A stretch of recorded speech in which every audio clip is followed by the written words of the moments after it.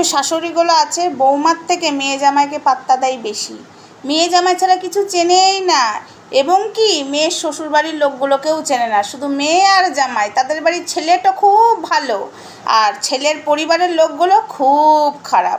এই ননদ বলো, শাশুড়ি বলো, শ্বশুর বলো, আর যে যা আছে, যা ভাসুর যে বলো, ওগুলো খুব খারাপ। শুধু জামাইটোকে আর মেয়েটোকে চেনে, আর বাড়ির বৌমাটোকে পাত্তাই দেয় না।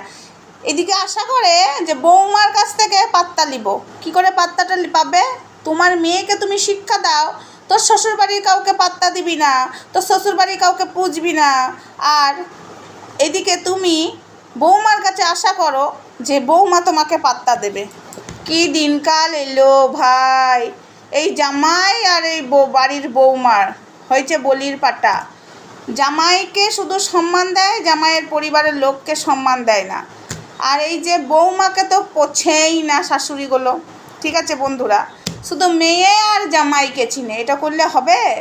জামাইয়ের পরিবারের লোকগুলোকেও তো পাত্তা দিতে হবে, আর বাড়ির বৌমাকেও তো সম্মান দিতে হবে, তাই না? এই শাশুড়িগুলোকে দেখলেই আমার মাথা গরম হয়ে যায়। বিশেষ করে মেয়ের মাগুলো বেশি করে। ঠিক আছে না, সব মেয়ের মাগুলোকে বলছি না, বুঝেছ? আমার মা কিন্তু আবার এইরকম লয়, কেউ আবার গায়ে মেখে নিও না। আর যাদের সাথে আমার কথার মিল হচ্ছে একটু কমেন্ট বক্সে লিখে দিয়ে যাও তো কথাটা আমি ঠিক বললাম কি না। বাড়ির বৌমাকে বেশি পাত্তা দিবে না, বাড়ির বৌমাকে সম্মান দিবে না, কিন্তু মেয়ে জামাই এলে এই বাবারে মেয়ে জামাই এসেছে, মেয়ে জামাই এসেছে, আর বৌমা তখন তুই হাট। এই হয় অবস্থা, বুঝেছ? এই আমার মা কিন্তু লয়, ঠিক আছে? কেউ আবার গায়ে মেখে লিও না। আমি কিন্তু সবাইকে বলিনি, যার যার সাথে আমার কথার ম্যাচ খাচ্ছে তারাই এসে কমেন্টে লিখে যাও। কি আমি ঠিক কথা বলেছি তো?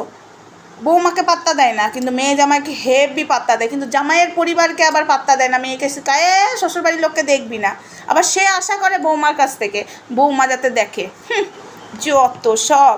কি দিনকাল এলো! আপদ বিপদ নিয়ে ঘর, সারা জমজলি মর, ঘর জ্বালানি পর বুলানি সব। লাস্টেরটা আর বললাম না, বললে অনেকে গায়ে লেগে যাবে, থাক।